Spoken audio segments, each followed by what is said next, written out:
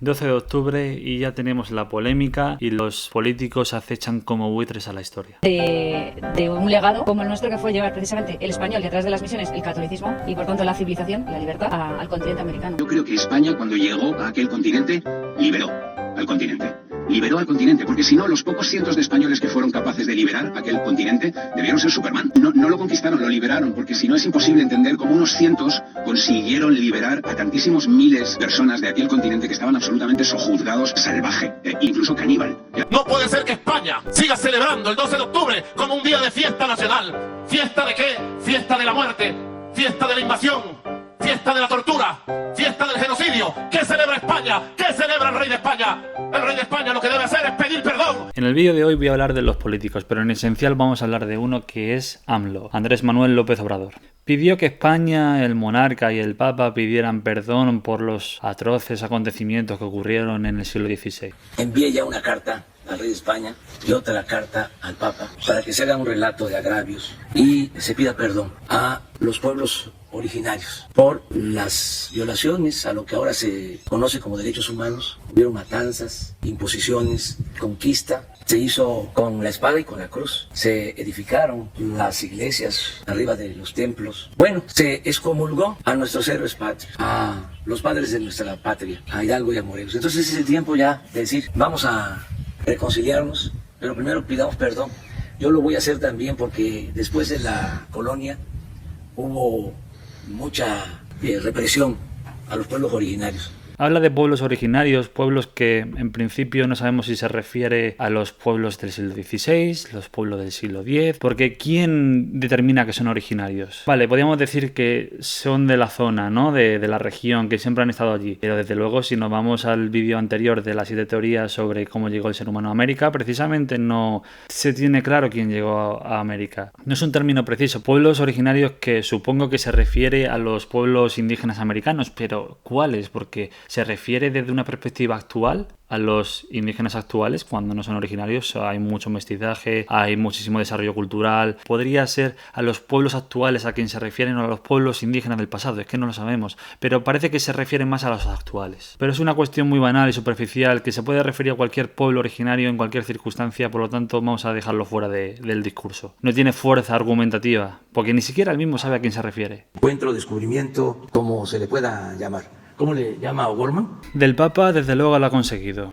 Pido humildemente perdón, no solo por las ofensas de la propia Iglesia, sino por los crímenes contra los pueblos originarios durante la llamada conquista de América. Pero ¿y de España? ¿Y del monarca? Vamos por partes. ¿No os parece llamativo que AMLO se queje sobre la espada y la cruz y después diga que comulgaron a Hidalgo y Morelos? Cínico. Dentro de este discurso no comprendo cómo el presidente mexicano pretende de que se hable de derechos humanos en el siglo XVI cuando esa carta se realizó y se publicó en 1948 tras la Segunda Guerra Mundial. ¿Qué dirían los indígenas americanos del pasado si tuviésemos que hablarles a ellos de derechos humanos cuando ahora mismo los pueblos indígenas actuales que hay en América conciben los derechos humanos de una forma completamente distinta a la que nosotros concebimos? Quizás el presidente mexicano ve en el pasado el México que tiene delante y que no puede controlar. Dejó 18 muertos. Mientras escapaban, no dejaban de disparar. Se convirtió en el campo de batalla entre el cártel Jalisco Nueva Generación y los autodenominados grupos de autodefensa de Tepalcatepec. Ven que andan quemando carros aquí. La pasada fue una semana sangrienta en México. La violencia narco escala sin límites en el país, atacando directamente a la población civil. Ahí viene la ambulancia, aguanten. Ahí viene la ambulancia. Decirle al pueblo de México que estén tranquilos, que hay gobernabilidad. Ahí están las masacres. En 2020 volvió a la carga al conmemorar las fechas y pide que la gente sepa lo que ocurrió respecto al descubrimiento de América cuando realmente él lo está mitificando y cuenta lo que le interesa. Pero sí es importante que se conozca lo que sucedió o tener información sobre lo que significó. De ahí mi propuesta de ofrecer disculpas a los pueblos originarios para lograr la reconciliación usa la historia como un arma arrojadiza. Por ello, lo de querer cambiar el descubrimiento de América por otro nombre no es más sino que un movimiento político, porque no tiene un argumento verídico, un argumento contrastado para querer cambiar ese nombre, o si ni siquiera hay personas detrás que sean historiadores o antropólogos que puedan demostrar esas circunstancias, porque no deja de ser un debate abierto. Él mismo se queja de que la carta no fuera respondida por parte del monarca español ni por ninguna autoridad competente de España, y que sin embargo los comentarios que recibió en las redes sociales muestra la arrogancia y la poca humildad que tiene el país. Pero realmente, ¿quién tiene arrogancia? Cuando se sube a un estrado como hace el presidente a dar un discurso desinformando sobre la historia de México y de América y realmente demostrando que no tienen conocimiento alguno, y con una actitud chulesca y prepotente frente a otros países, ¿eso es lo que hace y así se comporta un jefe de Estado? Parece que el presidente se preocupa por la historia, pero no por lo que sucede en su país. Se preocupa por si gobierna, por sus problemas internos, tanto por él mismo como persona, como por su partido político y entre ellos. Y para evitar estos comentarios que estaban dando justamente en octubre del 2019-2020, aprovechó el 5º centenario para sacar rédito político y cubrir con un velo, con toda esta polémica, los problemas internos que tenía en su país. Estos focos de atención que causan los partidos políticos y los movimientos políticos no deja de ser populismo, presidentes que son incapaces de gobernar un país como él. Vamos al grano del asunto. ¿Qué sabemos sobre los hechos del descubrimiento de América? Vamos a ir por partes, porque el problema de los políticos y los activistas es que agrupan todos estos hechos y desarrollos históricos en un mismo saco como si fuera muy fácil hablar de ellos, cuando en verdad tiene su complejidad histórica cada parte que vamos a tratar.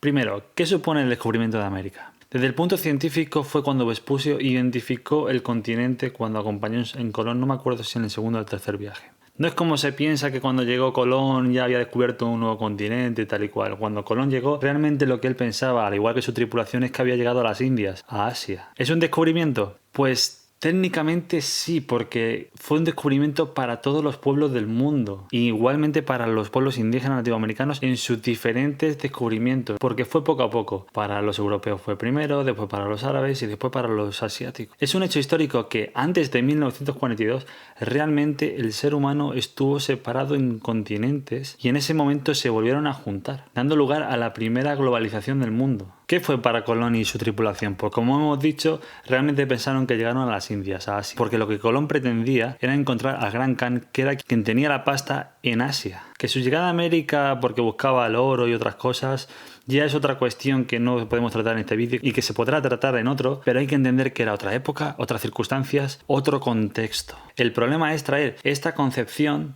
al punto de vista actual. Posiblemente ese descubrimiento desde un punto de vista del otro pueda obviar a los indígenas, pero podríamos discutir este concepto de descubrimiento, encuentro, contacto. Por ello, subiré un próximo vídeo sobre este tema. ¿Qué fue para los conquistadores? Cuando llega Hernán Cortés a Tenochtitlan, es apoyado por una gran mayoría de indígenas y para conquistar la ciudad realmente se apoyó en ellos. O sea, los conquistadores fueron los mismos indígenas. Y como en todas las guerras pasaron cosas malas, pero lo que pasa es que el presidente mexicano obvia las propias guerras indígenas que había entre ellos para centrarse en la guerra española contra los indígenas de forma generalizada, además, para poder focalizarse en ello y obviar los demás porque le interesa, porque tiene un rédito político. Durante la conquista y posteriormente la colonización hay miles de documentos que atestiguan que hubo una adaptación o convivencia entre los indígenas y los españoles. Y también hubo resistencia, no hay que negarlo, pero al final había esa convivencia entre los pueblos indígenas dentro de las zonas en las que se asentaron los españoles, y eso es incuestionable porque para ello están miles de documentos que podemos consultar tanto de la época como estudios de posteriores. Los estudios de esos documentos muestran cómo el Estado español de aquella época mantuvo la estructura política indígena y convivió con sus nobles. Porque es más fácil cuando te lo encuentras hecho que tener que rehacer algo de nuevo, que además eso sí que daría lugar a un conflicto social y cultural que no dejaría a los españoles asentarse en México. La misión evangélica que se mandó hacia las Américas y que se dio lugar en las primeras etapas de la colonización muestra la consistencia de la religión existente y la recién llegada. Así lo atestigua José Luis Rojas. Muestra de ello, de la realidad mencionada, es la presencia de los escritos sobre la extirpación de idolatrías que se repiten en el siglo XVII. Por ejemplo, para las clases altas y para muchos nobles indígenas, su puesto bien valía una misa y estuvieron gustosos de colaborar en la implantación de la nueva religión. Por otro lado, este autor también comenta cómo un fraile llamado Montolinia dice que los indios acudían voluntariamente a recibir el bautismo en cifras altas. Él mismo nos cita que Mendieta dice: cosa maravillosa fue el fervor y diligencia que los indios de esta Nueva España procuraron edificar en todos sus pueblos e iglesias, acudiendo hasta las mujeres y niños a acarrear los materiales. Cada uno quería tener una iglesia junto a su casa, ya que ellos mismos no podían tenerla. Y tienen todos ellos en sus adoratorios rezan y encomendarse a Dios. Ya una vez que la evangelización estaba instaurada en los propios indígenas, con la asimilación o el adoctrinamiento de la nueva fe, favorecían la cultura recién llegada a la establecida, e incluso dándose el lugar el mestizaje entre ellas. Esto es por el lado de Nueva España, lo que situamos ahora mismo México. Pero en el lado de Yucatán sucede algo muy fascinante para demostrar cómo los propios indígenas no eran agentes pasivos. Ellos tenían a su capacidad usar las herramientas que los españoles traían en contra suya. Cuando los yucatecos recibieron la cultura española y se vieron implícitos en ella, algunos de estos mayas fueron evangelizadores porque lo que le pasaba a la Iglesia Católica en el entonces de la época es que le faltaban frailes. Imaginaros tener que ubicar frailes 4 o 5 en un territorio tan extenso como es Yucatán o México. Los propios mexicanos tienen que saber perfectamente a lo que me estoy refiriendo porque su país es inmenso, es un país enorme, grande, es fascinante lo grande que es México, y muchas veces, especialmente a los españoles, se nos olvida que es que los territorios mexicanos y a la vez Latinoamérica en general es enorme en dimensiones. No es tan fácil que un fraile llegase y topase con evangelizar a todos los pueblos indígenas cuando realmente eso era un proyecto colosal. En este caso, los evangelizadores formados, siendo indígenas, formados por los frailes que recién llegaron, usaron la escritura, el alfabeto, en contra de los mismos frailes. Se llegó a crear una red de mensajería paralela a la española, a la oficial, con la que los indígenas tradicionales y conservadores estaban organizando su resistencia contra la religión que había llegado y contra la cultura que había llegado. Así lo cita la autora que voy a mencionar ahora. Así, los maestros desempeñaron un papel esencial en el mantenimiento de los lazos sociopolíticos entre pueblos indios a través de la comunicación por cartas. En el caso de la idolatría de Maní, la noticia de represión que ejercían los frailes se expandió rápidamente a los pueblos comarcanos a través de las cartas escritas por los maestros de las escuelas, de manera que temían los propios frailes de que surgiera una rebelión. Y en una carta a Fray Antonio de Tarancón que mandó el padre Fray Francisco de Bustamante, comentó que los eventos del año anterior los analizó de la siguiente forma. Aquí, según cita la autora en el documento, en el artículo que os dejo en la descripción. En esta carta no deja de mencionar el peligro que pudo representar esta capacidad de comunicación de los indios cuando dicen que el venido del provincial, Fray Diego de Landa, trataron Landa y al alcalde mayor Diego de Quijada, qué remedio se podría en este tan mal como había en la tierra, porque toda ella estaba encartada. Los religiosos se dieron cuenta de que los indígenas estaban usando por su propia cuenta la escritura alfabética que ellos mismos le habían enseñado. Por otra parte, como ya dijimos, los franciscanos formaban a los indios centrales semejantes al de Maní y después lo mandaban a otros pueblos que no eran siempre los de origen de los maestros. De alguna forma favorecieron así la comunicación entre mayas en el periodo colonial, es decir, los mismos frailes sin darse cuenta favorecieron una resistencia mucho mayor porque los propios indígenas, los propios caciques que tenían en los diferentes pueblos en esas comarcas, no eran tontos, sabían perfectamente cómo podrían usar ese arma y lo usaron en contra de ellos. Tenían resistencia, no eran agentes pasivos. O sea, podemos comprobar que por un lado había convivencia, había adaptaciones, había una cohesión y por otro lado había pueblos tradicionales que no aceptaban la cultura y se resistían de cierta forma como es en este caso. O sea, ni por un lado fueron pasivos que llegaron Colón y llegaron Hernán Cortés y los conquistaron, que aparte de ello ya sabemos que fueron conquistados por ellos mismos porque los propios indígenas en diferentes culturas estaban reñidos. Y por este lado podemos ver que es que había una resistencia frente a los españoles. O sea, nos encontramos los dos casos. Por último, quiero hacer una última mención a John Eliot porque él en su libro España, Europa y el Mundo hace un hincapié interesante de una forma sutil, eficaz, sobre qué eran todos estos aspectos que hemos comentado.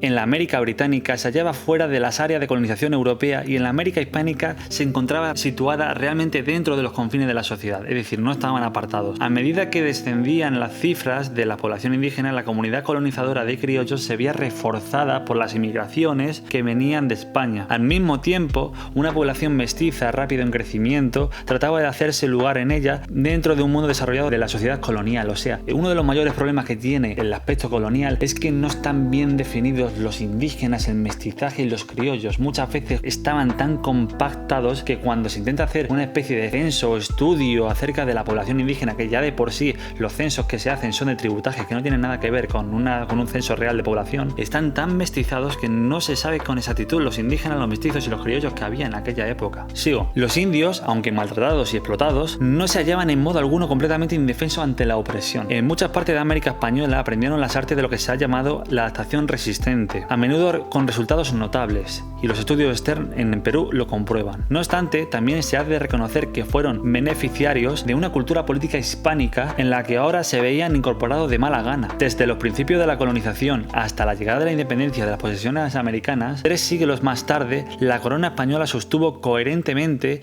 que tenía una especial obligación por velar por los intereses de sus vasallos indios. Para cumplir con esta obligación se desarrolló con los años un amplio cuerpo de legislación con el fin de proteger a los indios. Con todos estos datos expuestos, al final, ¿AMLO tiene razón o no? ¿Está justificado su discurso o no? Para nada, y os lo resumo en 4 apartados. Primero, porque los hechos de la guerra son de la condición humana. Además, es absurdo pensar que el Estado actual español tenga que estar representando a los reyes católicos y a todo lo que supuso el reciente Estado español del siglo XVI. De la misma forma se podía decir del Estado papal. Además que el papado de la época de entonces intentaba velar por los indígenas que eran maltratados por los propios colonos. AMLO lo que intenta es focalizar en la guerra entre los españoles y los indígenas en general como si fuera la única guerra existente, cuando realmente ya había guerras en América a patadas, al igual que en Europa y en cualquier otro continente del mundo. Segundo, AMLO utiliza la historia como un arma arrojadiza en la diplomacia internacional y como una hoz para cosechar votos en su país. Entonces, en esta circunstancia, lo que AMLO necesitaba para su interés propio era escudarse en una especie de polémica, que es lo que consiguió al fin y al cabo. Tercero, la cosmovisión y la ideología que se llevó entonces en el siglo XVI va canalizándose durante dicho siglo. Y más aún en el siglo XVII hay la necesidad de construir colonias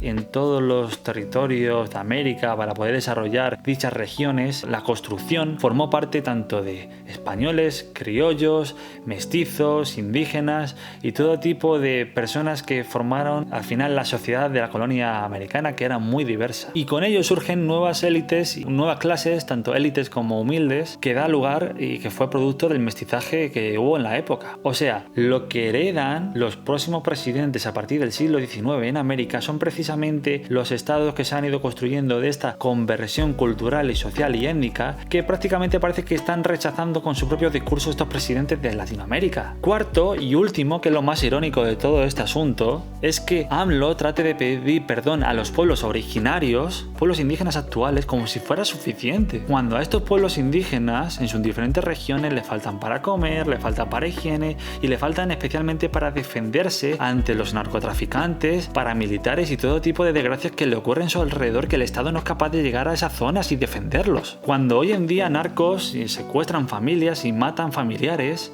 en las propias comunidades y ellos necesitan armarse para poder defenderse, teniendo en cuenta cómo en este caso México es un estado fallido, que no es capaz de atacar a los propios narcos ni acabar con el problema, porque el propio estado es el mismo problema que sucede en estas cosas. Yo le sugiero al presidente de México que se preocupe él por sus propias cosas, por los problemas de su país, un país que sufre violencia y muerte constantemente todos los días como si fuera una guerra civil, y que aflora toda esta violencia y todos estos problemas como si fuera la propia primavera. En vez de pedir perdón, señor López Obrador, debería más preocuparse por su gente, que vive mal en su propio país, que sufre el mal del hambre, el mal de la violencia, el mal de la muerte, dentro de los estados del Estado mexicano, tanto indígenas como no indígenas. Todo esto, señor presidente, deje de decir tonterías y haz su trabajo de una vez. Ahí están las masacres.